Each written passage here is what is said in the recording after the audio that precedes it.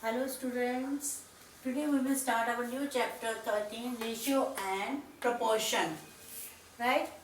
Ratio and proportion बहुत ही आसान है, आपने फ्रैक्शन कर रखा है उसी पर ही बेस्ड है, बस इसमें थोड़ा सा ही डिफरेंस है. First we revise our fraction.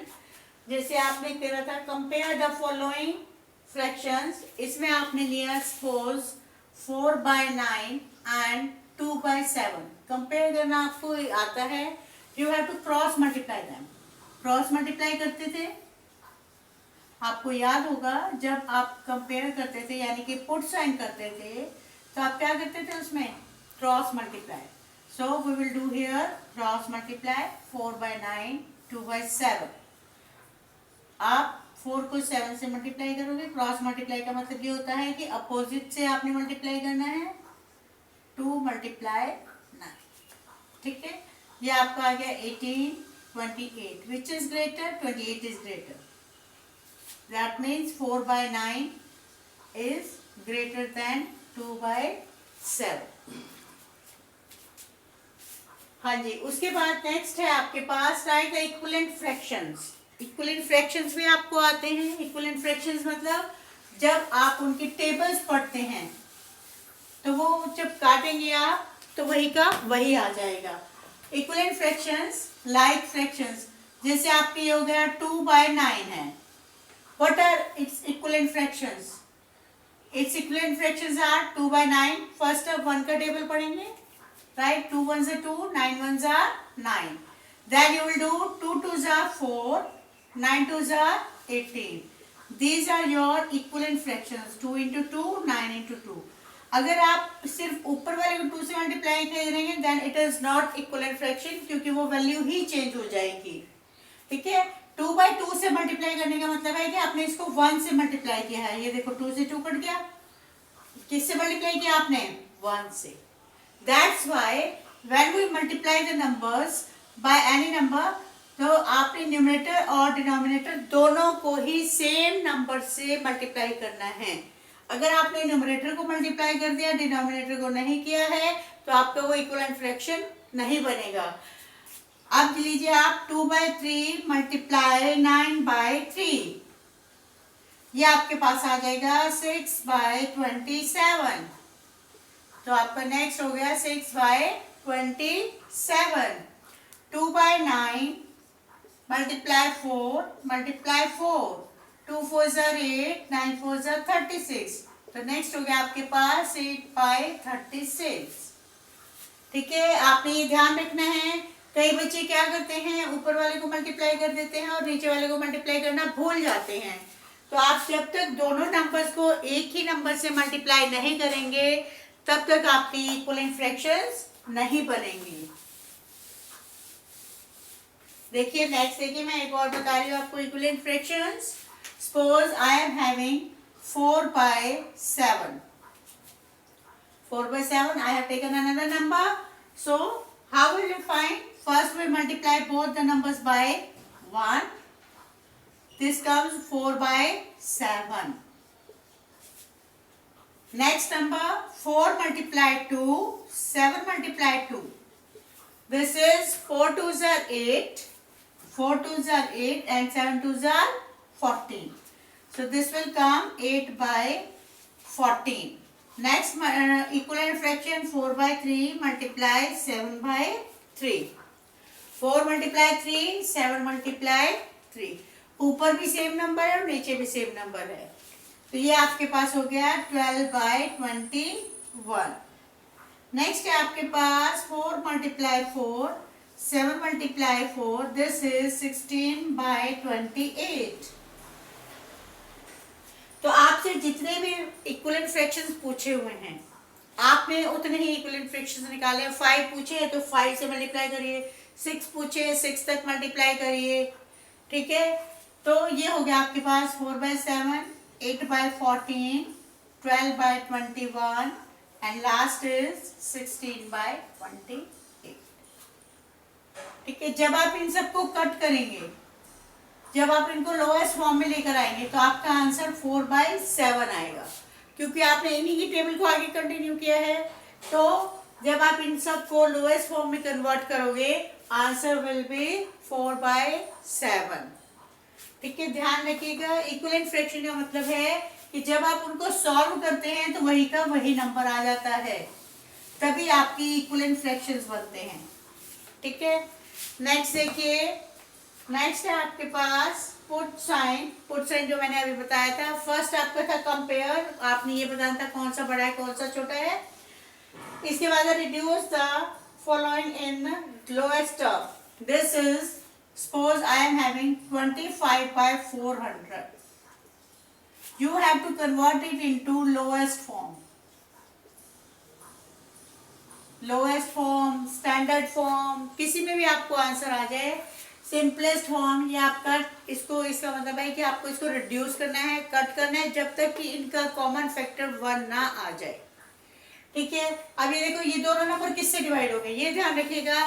जिस नंबर से आप ऊपर काटेंगे उसी से ही नीचे काटेंगे। ये नहीं कि आप इसको 5 से कट कर रहे हैं और इसको 10 से, no, this is wrong.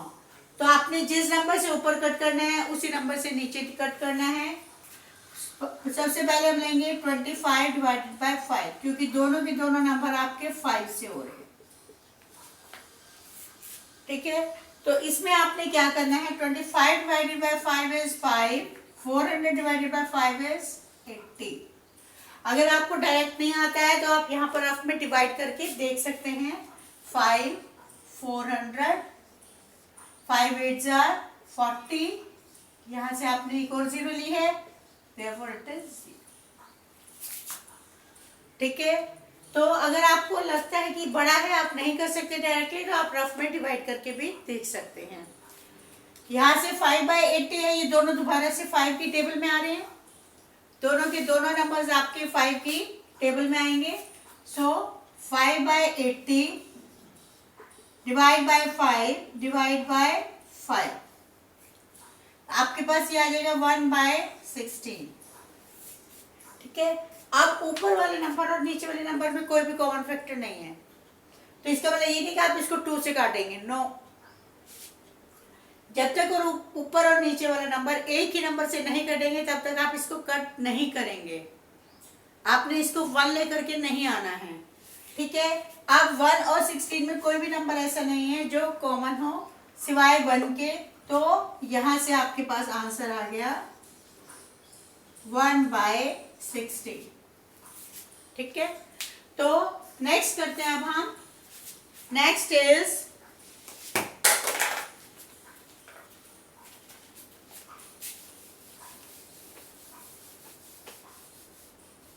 Next question is, थोड़ा सा इससे बड़ा ले लेते हैं। 16 और 16/80। ठीक है, 16/80 ले लिया हमने। 16/80 में कॉमन फैक्टर कौन सा है, 2, तो हम इसको 16/80 डिवाइडेड बाय 2 डिवाइडेड बाय 2। ठीक है, 16 और 80 दोनों को हमने 2 से डिवाइड कर दिया, तो ये आपके पास 2 8 16 और 2 40 done. 8/40 again we divided by 2।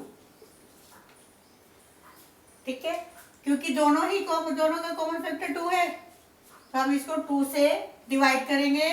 It will come 4/20।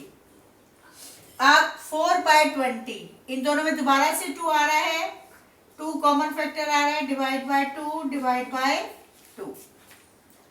जब तक आपके पास इसमें कॉमन फैक्टर आते रहेंगे तब तक आप इनको डिवाइड करते रहेंगे, तो ये आपके पास आ जाएगा 2/10। ठीक है, अब दोबारा से आप देखिए, ये भी 2 से डिवाइड हो रहा है और ये भी 2 से डिवाइड हो रहा है, इसको हम एक बार और करेंगे। 2/10 divide by 2 divide by 2। 2 divide by 2 is 1, 10 divide by 2 is 5। अब 1 और 5 दोनों में कोई भी कॉमन फैक्टर नहीं है सिवाय 1 के, तो आंसर इज 1/5। ठीक है, अब ये जिनको टेबल्स आते हैं उन्हें तो लगेगा ये तो एक मजाक हो गया, हम इनको बड़े टेबल से क्यों नहीं कर सकते। कर सकते हैं आप।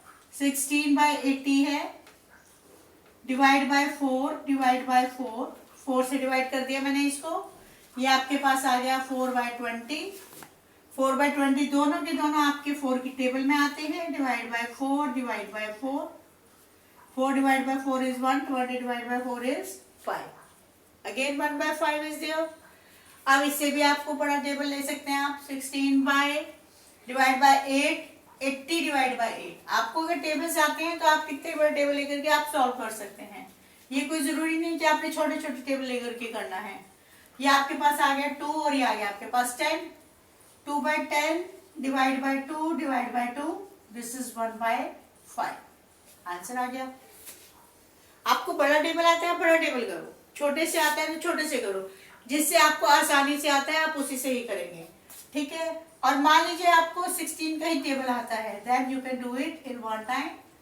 16, ठीक है। तो ये आपके पास आ गया 1/5। सीधा आपको टेबल्स आने चाहिए। जैसे ही आपको टेबल्स आते हैं आपके लिए वर्क आसान हो जाता है, रिड्यूस करना आसान हो जाता है, ठीक है। तो अब हम नेक्स्ट क्वेश्चन देखते हैं। If the cost of one book is ₹20, what will be the cost of 12 such books. बहुत आसान क्वेश्चन है ये भी। इसको आप यूनिटरी मेथड से करते थे, आपको याद होगा। यूनिटरी मेथड आपने बहुत बार किया हुआ है, ठीक है। इसमें आप करेंगे, आपको कॉस्ट ऑफ दिया हुआ है 1 book. Suppose you are having cost of 1 book equal to ₹20 और आपने निकालना है कॉस्ट ऑफ 12 बुक्स। 1 के लिए गिवन है और ज्यादा के लिए निकालना है। जब आप 1 से बड़ी क्वांटिटी में जाते हैं, ज्यादा में जाते हैं, तो आप इसको मल्टीप्लाई करते हैं, ठीक है। तो ये आपके पास हो गया 20 × 12 ₹240। बस आपने हमेशा याद रखना है, जब आप 1 से ज्यादा के लिए जाएंगे तो मल्टीप्लाई करेंगे, और ज्यादा से 1 के लिए लेकर आएंगे तो आप इसको डिवाइड करेंगे, right. So that's all for the day. Thank you and have a nice day.